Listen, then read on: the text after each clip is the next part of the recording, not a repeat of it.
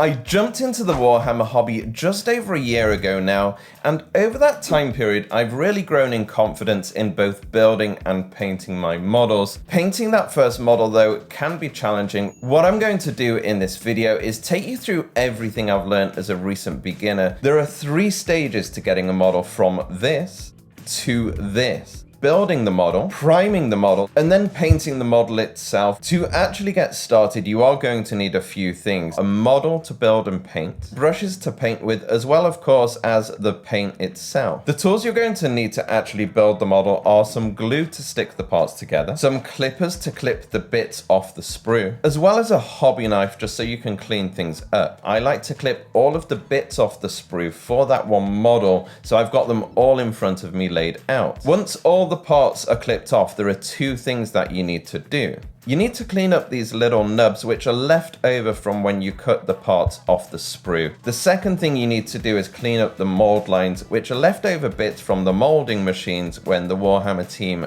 print these models. There are dedicated tools to remove these mold lines called mold line removers, but I just use the back of my knife. It's already in my hand. All you're looking to do is basically scrape the plastic off the surface. With the models built, we're going to move on to priming your models. You should always prime your models because it gives the paint something to stick to. It means that you don't accidentally rub the paint off when you're playing with the models. In addition to that, it's absolutely 100% essential to have some sort of undercoat or prime for contrast paints. Contrast paints are translucent, which means they show the color underneath the paint itself, and most of them have been formulated to work with a light color. With priming itself, I actually like to prime through my airbrush. It means I can prime indoors all year round. However, I appreciate most beginners won't have access to an airbrush. For this video, I went out and brought a rattle can primer from Citadel. For these models, I chose White Scar, which is a great color and the coverage is absolutely fantastic. All you need to do to prime your models is stick them to something so you can rotate them around and prime the whole model itself. All I've done here is put a bit of blue tack or sticky tack on a lollipop stick, and that gives me a really good base to spin both models at the same time. If you are using a rattle can, there are 2 things that you need to do. The first one is make sure that it's warm enough. I give it like a little bath, so I'll put warm water in a sink and then I'll submerge the can in the sink and let it sit there for 5 minutes in general. The second thing to do is make sure that you shake the paint inside the primer. So I like to imagine it's a cocktail, so I shake it over the shoulder. The reason for doing that is making sure it will come out in a really even coat from the spray once you get going. From there, once the weather is good outside, so it's not too hot and it's not too cold, and importantly it's dry, you can then go outside with your models and your spray can. All you need to do is hold the models at about half an arm's distance away from you. We're aiming to give them a light dusting and catch all angles over 2 or 3 sweeps. Don't worry if you can see bits of grey poking through as you spray. With that done, you need to leave the models to dry for a bit. Usually an hour is enough time. This is what my models look like after priming, and as you can see, I've not got 100% coverage.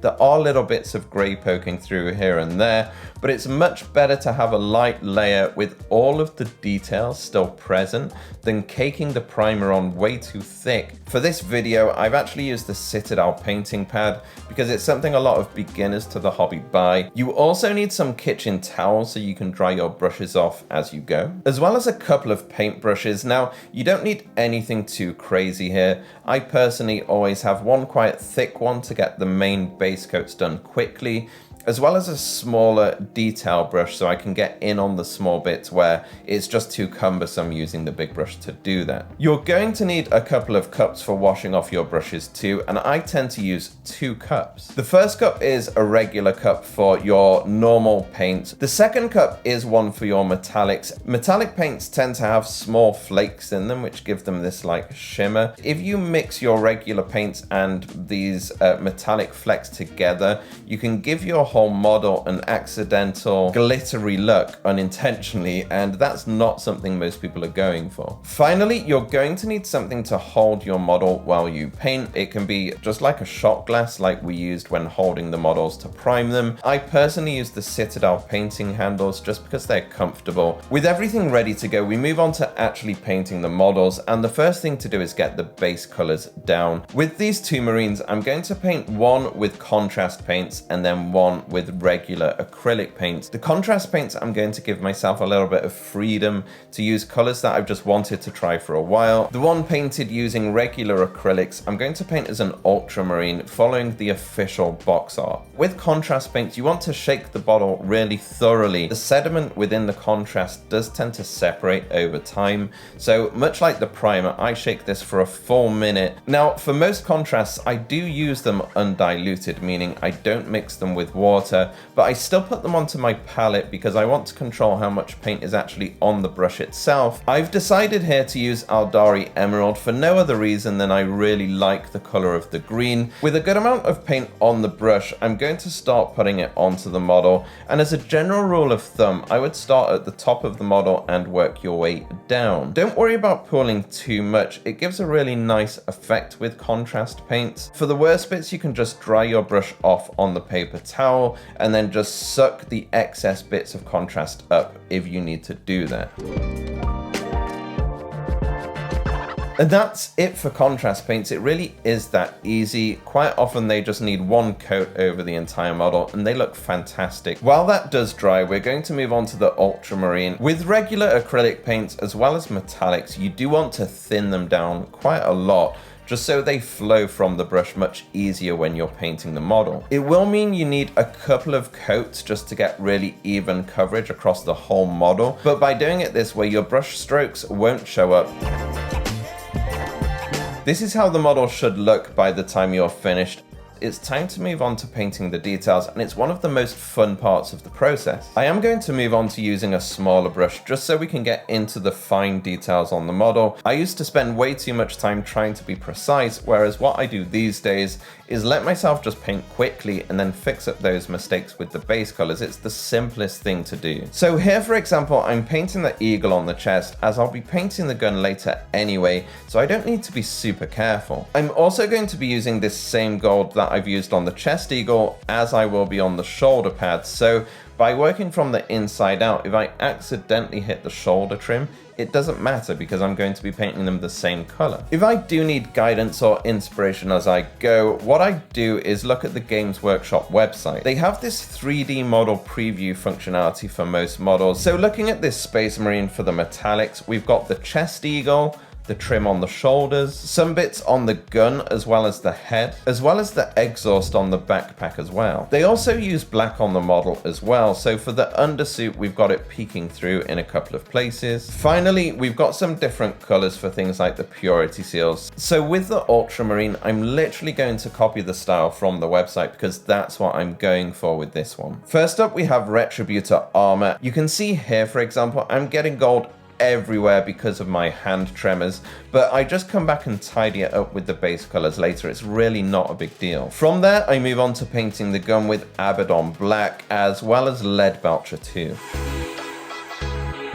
And then on to the final details like painting the purity seal, where I use Mephiston Red and Zandari Dust, as well as using Lead Belcher to pick out some final areas on the backpack like these exhaust vents. With that, the Ultramarine is looking absolutely fantastic and I'm so happy with how this one's coming together. Let's move on to the other model that I painted with contrast. I bought this Brass Scorpion a while ago but never got around to using it on the models I wanted to at the time, so I'm going to go ahead and use it here just because it looks great and I want to. I'm going to start by using Brass Scorpion on the chest eagle of the model, and then from there I'm going to move on to painting the undersuit of the model. For this one, I'm going to use Black Legion for those blacks as opposed to Abaddon Black.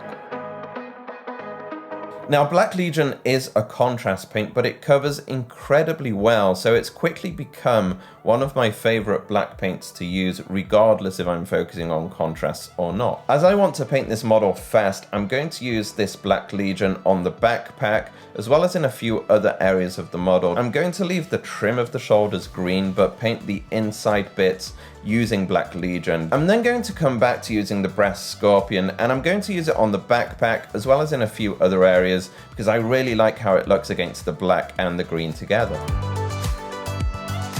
Finally, with metallics, I'm going to use some lead belcher. Very similar to the ultramarine, I'm going to paint the purity seal, just using Zandari dust and then this nice purple that I've got here. And then I'm just going to put a little bit of orange inside the eyes, just so they pop and look like they're these glowing things within the helmet. As a final step, I'm going to go around both models and just tidy up where I've got metallic onto the base colors with those original base colors, just so it looks much sharper. From there, we're pretty much done with both models. We just need to give them a wash. For the ultramarine, I'm going to do an all-over wash using Nuln Oil. Like a contrast paint, I'm just going to put this all over the model, but just be a little bit more careful with pooling. On the green Space Marine, I'm actually going to use Agrax Earthshade in a few places. Now, Agrax Earthshade is a much more earthy looking wash. If you're not careful, I find that it makes everything look a little bit dirty, which is why I'm not doing an all-over wash on the green Space Marine. Now, for my own bases, I already had some detail molded into them, so I'm just going to paint over them with Black Legion. You just need to use some sort of texture paint. There are loads available, and you can use them straight out of the pot. With those steps done, your models are actually now battle ready. One final thing I like to do is clean my brushes. It's really important to look after your brushes because if you do, you won't need to buy them regularly. You just need to give them a really thorough wash in your pots just to make sure all of the paint is off them and then leave them to dry. I'd actually recommend as soon as you can buying some brush soap though. It means that you get the paint from the entire brush and no paint stays in the ferrule, so they don't split and they really do stay as good as new for a very long time. I'm really happy with how both of these models look and would be happy to play with them against my friends. I would say with the Green Marine in general, it came out too bright, but part of the fun of this entire process is figuring this out. Next time, for example, I probably would give it an all-over wash with the Agrax Earthshade because that green, in my opinion, is just far too bright, so it would bring it down. The Ultramarine, though, I'm really happy with, and I wouldn't change anything. Compared to the first ever model I painted, I've got a lot more detail than I could back then, as I'm learning to control and work with my hand tremors. In the early days, it can be frustrating because you want to get the quality up here and you just don't feel like you can get there. But I promise you, if you carry on practicing, you will be so surprised with how quickly you progress. As a next step, check out this video here on how to get into Warhammer for less than $100. Quite a lot of people have tried this technique and have been really happy with how easily they can get into the hobby. Until then, thank you so much for watching and I'll see you in the next video.